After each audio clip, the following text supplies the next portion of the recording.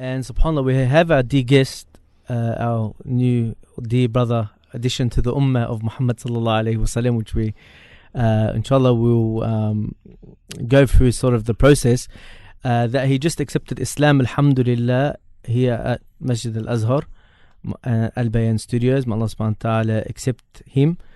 Our dear brother James, I'm just going to ask you, how was your journey to the religion of Islam? It was rough. Very rough. A lot of trials and tribulations before I understood growing up in a Christian faith. SubhanAllah.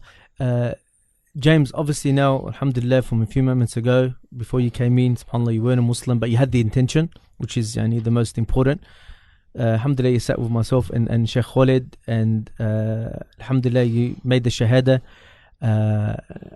personally, which is, SubhanAllah, to be honest with you, that's the best way, SubhanAllah, to do it. I want to take you back, if you don't mind, because something that we mentioned to you is that, when you become a Muslim, you also benefit others that in similar situations in their life, at their crossroads, to say, when you said it's rough, like we could hear it in your voice, the pain that's there. Without Islam, people that haven't got purpose, they haven't got reasons, take me back, let's put a time frame, 5 years ago. Mm-hmm. What was your life 5 years ago? Was out of control. There was no structure. Alcohol, drugs, no loyalty between relationships I had, and there was no purpose. So it was just waking up to fill a void. And sorry, I got your name wrong. They're telling me Jamin, right? Jamin. Yeah. I called you James. Jamin. So when, what would be the daily routine? And obviously, waking up. Was there ever a sense that, I need to find the truth, or was it more like, I'm missing something in my life, where do I go?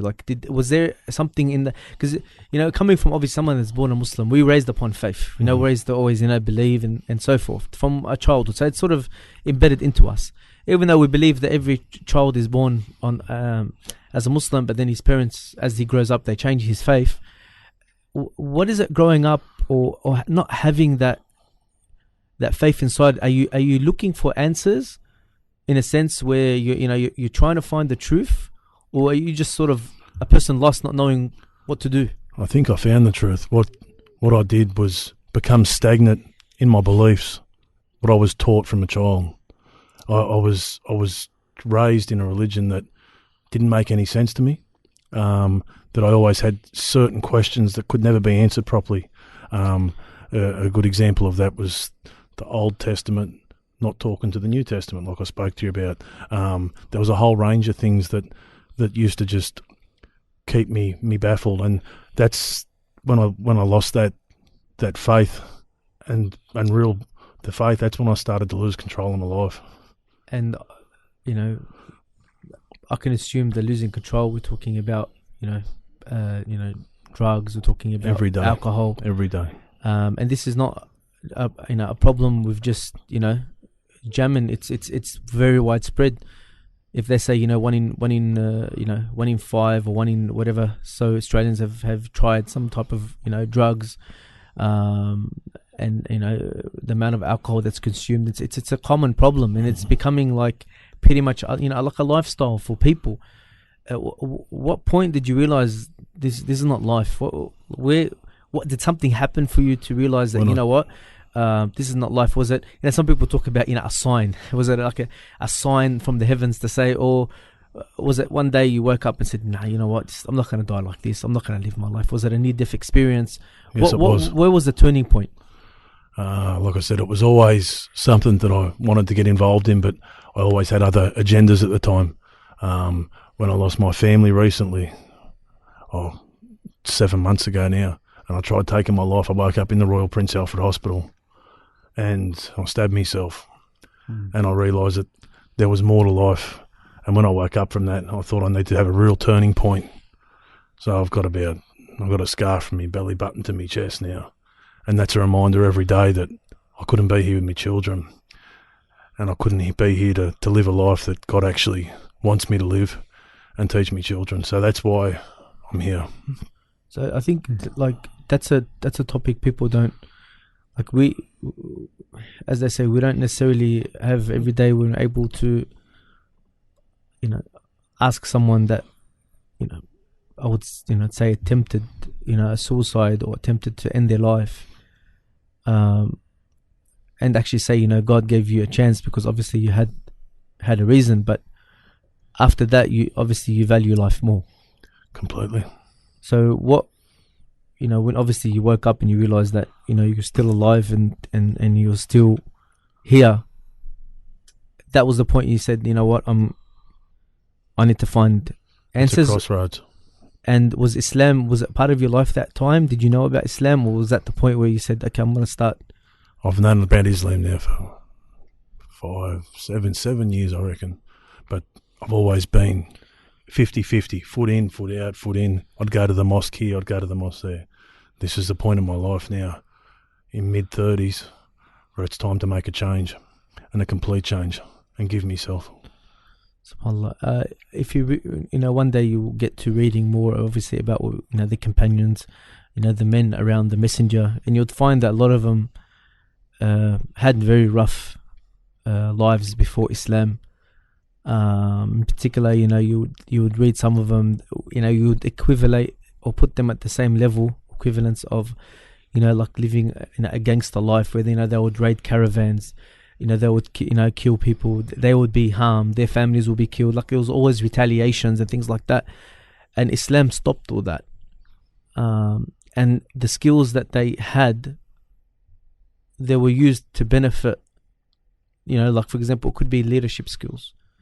They could have been great leaders, so they became great leaders of not just their community, could be great leaders of country even, or states, because they had that in them. So whatever they had before they became Muslim, they could be good tradesmen. They became good tradesmen, but for the Muslims, you know what I mean, or for benefiting people. Could it be, charity or things like that? Mm-hmm. So there was always, a type of benefit. So subhanallah, you had a near-death experience, and we want to remind the brothers that suicide it's real, and no one's free from it. There's the campaign, "Are you okay?" to ask you okay, because no one knows what's inside someone. You know what I mean? Sometimes they might appear to be happy, but you don't know. Or sometimes the grief befalls someone, and his support network is not there, or doesn't know how to deal with it, or there's no closure. So sometimes, obviously the devil wants to lead someone towards that type of harm. But you woke up, you recovered, which was great, and the fact you're here now and you've accepted Islam shows you've had a great recovery. From the 7 months ago to now, what happened? Was it the brothers that would visit you or mm-hmm. speak to you? Where was the communication or influence? I've always had a very, very close friend that I met through business, and it started business, but it flourished into something much more. And he always would ring me when I'd need to be rang. And he asked me, he said, you never ring me. He said to me today. And I said, I never had to, because I always knew you're okay, because he was living a good life. He was living a life of a Muslim. And that's exactly where I want my life to go, is to not have people wonder if I'm in jail, or I'm hurt, or I've overdosed, or I've got a problem with the police. I want to be able to ring people and say, hey, what are you doing? Yeah. Do you want to catch up? Have dinner? Yeah. And associate with good people that have like-minded values, that don't encourage bad behaviour. Yeah. And that's what my friends here do. And that's why I'm here. So you said that before you actually attended the mosque a few times. Mm-hmm. What did you think of, like, when you attended for some people, the reason it's a reality shock is, they see, a Muslim from Africa, a Muslim from mm-hmm. Nigeria or whatever, a Muslim from, Europe, a Muslim from China, a Muslim, then they're all just like United Nations just put together. The first time you walked into a mosque, I felt love. So is what I felt. SubhanAllah. That's the first time I walked in. I didn't understand a word that was being said, but every man greeted me with a handshake, and they could see they had compassion, and there was love. I haven't felt that before. And what would you say that the main, because like you said you grew up on the Christian religion. Mm-hmm. What was it? At what point did you realize that Jesus, he's a messenger, or Jesus is something else? He's not a God or a son of God. Because they don't know themselves. They say he's God, but then the Bible talks about the heavens opening and God calling him son. They're confused themselves about where they're at. So you're never really at rest. Of course, never. And every time I walked into a church, everyone wasn't humble. There was a sense of a hierarchy. Whereas I walked into a mosque and everyone felt the same. And everyone felt at ease. And that's the difference. And did you, when you attended the mosque, did you also have I would say attempt, because a lot of times you're just following the one next to you. Did you have attempt of praying? I tried. And how did it feel when you first? Because the way we pray, we believe Jesus prayed in the same way because of certain passages that I said to you that sort of give you hints, and that he fell on his face. The first time I found myself in the corner watching more than I prayed. That was the first time. So just seeing everyone just in sequence, and it's a beautiful thing to see.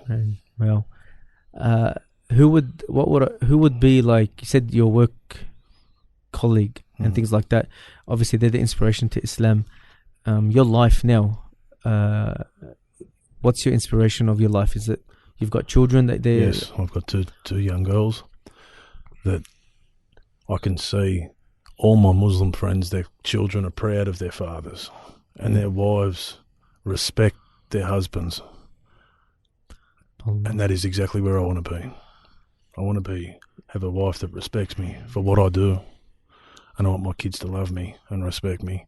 And everyone that I've met in this religion, that's what they have.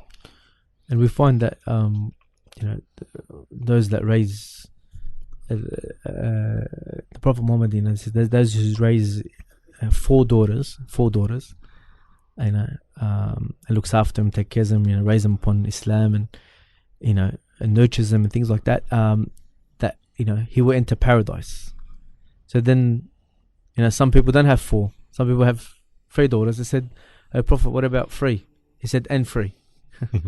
He said, "What about 2?" He said, "And 2." So you fall under that. You know what I mean?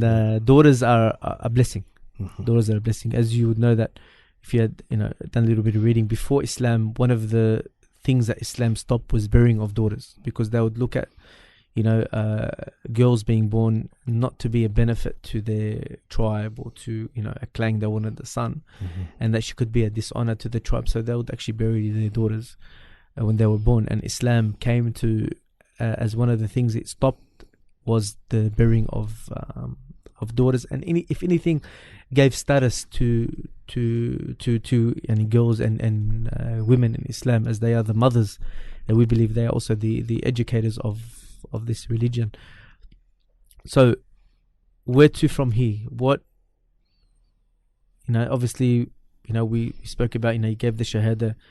Tonight you perform what they call a ghusl, which is a bath, personal bath. It's not, no, we don't have rituals. We're not gonna you got some special stuff that we'll dunk you in special water and put flowers all over you, whatever. we don't have that.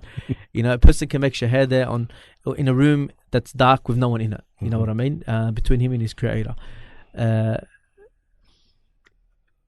Where to from here? So knowledge and small steps. So subhanallah, and that's some of the advice we gave, because step by step, as we know, Nadal, we're learning every day, and we're born Muslims, and we're still learning day by day. And that's probably the only advice that we give you is nurture that knowledge that you learn. As you would learn the knowledge, you would implement that knowledge, which is the most important thing. And you would teach that knowledge. That's another thing too, because like we said, your Islam is not without a purpose. It's a purpose for you, but it's also, we believe, it's a purpose for others. And the Quran, it mentions about the call of Allah and His Messenger, to answer the call to that which gives you life. Why? Because that's what Islam does. It gives you life, it gives you purpose. Now you have a purpose of your life. Everything is worship now. Your sleep is worship, your work is worship, because you're all doing it for God's sake. And that you're taken from darkness, and now you're in light. Now everything makes sense, and you obviously have a family, but you also have a bigger family, and that's 1.7 billion people, and you'd find that anywhere you go, regardless of where you go, and for those Muslims that have gone on travels, as soon as they walk into any mosque, any house, whatever, as soon as they give the assalamu alaikum, the peace greeting, they're welcome straight away. And that's how we are, because we know that we don't share blood. That's why we call ourselves brothers, brother Nadal, brother Jamin. We're not held together by blood. We're held together by belief, and that's stronger. So if there is another Jamin out there that's sitting now listening to the radio, what would you advise him? Because your situation is unique, but you would also find other people out there in similar situations, that are probably where you are, like I said, a few years ago, or that at a point where you were 15 minutes ago. What advice would you give? And he might be even a Muslim. That mirror of yourself listening to the other side of the radio, from your heart, what advice would you give them? To listen to your heart and not wait, not keep looking for excuses. Would you also put it in a way where, how should he take his life? Obviously they can hear it in your voice that this was a rough journey, a rough journey for you. Where do you think, how should they take their life? They don't take it for granted. The life is valuable. You've seen the tunnel, as to say, between life and death. It's those that are thinking, maybe my life is not worthy of anything. What advice would you give them from here? To surround yourself with good people. To surround yourself with people that care. And listen. Take advice. Don't be arrogant. Be humble.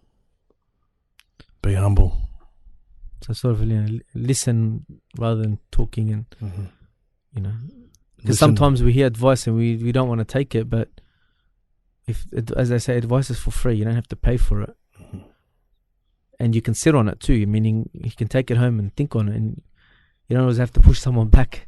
Because sometimes they got people calling them, "What are you doing? Are you okay?" And they try to ignore them, or they think, who are you to tell me, or who are you to give me advice? But at the end of the day, he doesn't want nothing from you. He doesn't want money from you. He's not asking. He just people genuinely just want to help. There are good people out there, and that reinstates faith in what they call civilization. That there are people that care, and there are people. How did you feel when you used to get those phone calls asking how you are? How did you feel? Sometimes frustrated because I didn't want to hear, because I was doing the wrong things, and it makes you feel guilty, so you wouldn't answer. But then when you're at your low points and you'd answer, it was like a guide to where you needed to go. That's how it felt. And we also advise brothers, if they know someone in difficult circumstances, because one day you're going to be that caller. One day you might be that one that's going to be calling that person and saying, how you going? And in the back of your mind is, I'm doing this because once upon a time someone did it to me. So we obviously advise the brothers that are listening that, if you know someone, that don't just assume everyone's okay. Someone in a difficult situation, difficult circumstances, or you've been told by other people, and this guy's doing it rough, doing it tough. Because when you go low, you go low. It's gut wrenching.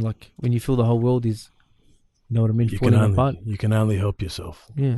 So You need to help yourself. call and ask, and ask how someone is going. And from the receiving end, as you say, no one's going to help you. They can guide you, as they're saying, you can lead the horse to the water, but you can't make it to drink. Correct. They can guide you, but let's say if you stayed stubborn and didn't accept advice of the brothers, you're not making anything better, obviously, for yourself.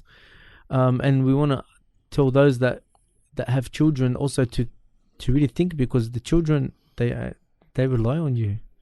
You know what I mean? Like, they look up to you. They need the dad in their life. That's the most important thing. They don't care. They don't want to be raised by another person. They want they're never gonna be. They're never gonna feel like, that's my father. Yeah, that's my stepdad that's raising me or whatever. But they're never gonna feel that's my dad, regardless of what situation you're in. So pick yourself up, not just for your sake, but the sake of your family. Any last words or any last advice you'd like to give to the brothers or to the sisters or anyone pretty much that's listening? Other than just thank you. Thank you for everything. Jazakumullah khair. And wallah, we thank the brothers. May Allah reward them. And our new dear brother Jamin. Sorry, I thought you were James. I don't know why. It happens like that. And we hope to get every now and then updates to how you're going. And I really appreciate it that it's hard to come on the radio. It's nerve-wracking, and I really appreciate it. But I know that you did it because you become an example for others that life is not over. It's not the end of the road. There's always light there. There's always guidance there. But a person can't just sit at home. They have to put effort in, and they have to, look for it and search the answers. And if someone has the right intention, he wants the truth, then Allah subhanahu wa ta'ala, he'll guide him to where he needs to go. And as we say that the Islam, it gives thirst to the heart. The heart is thirsty. It gives water to the heart while the heart is thirsty. A person would feel that, now I'm no longer left. God is with me. And I'll just tell you this small story that happened during the companions. That once they were traveling, and they were on a ship, and it became very windy and stormy. So they end up going on an island, and they met a man on that island that wasn't a Muslim, and he saw them pray and all these type of things, and he started inquiring about what they were doing. He said, we worship God and alone, and they started to talk to him, and he became a Muslim. When the storm settled, everything settled, and they repaired the boat. They were going to go back to the mainland. He said, can I come with you? I'm not going to learn religion here. So they accepted him on the boat, and he's ignorant. He doesn't know. So on the boat, the Muslims will get up at night and they'll pray the night prayer. They'll be praying at night. And then he asked one of them, he said, does your God sleep? So he just became Muslim, so he's learning. They go, no, our Lord does not slumber. He does not get tired. This is God you're talking about. Allah doesn't get tired. Allah doesn't need rest. He said, so I can worship Allah now. And he got up and he started to pray. Because in his mind, he's always been taught that, a different religion. But now he's become Muslim. He's learning step by step. But then he implemented that knowledge. He started praying straight away. When they reached the mainland, they didn't see him for a while.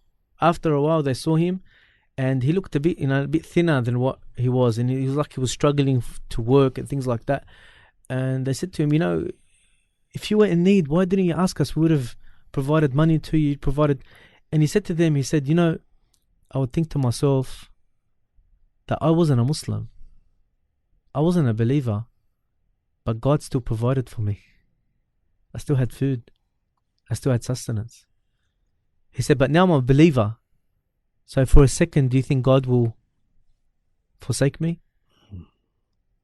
And when I was a believer, God was looking after me. And I wasn't even a believer. I was an enemy of God. I was against God. But God still sustained me. And now I'm a believer.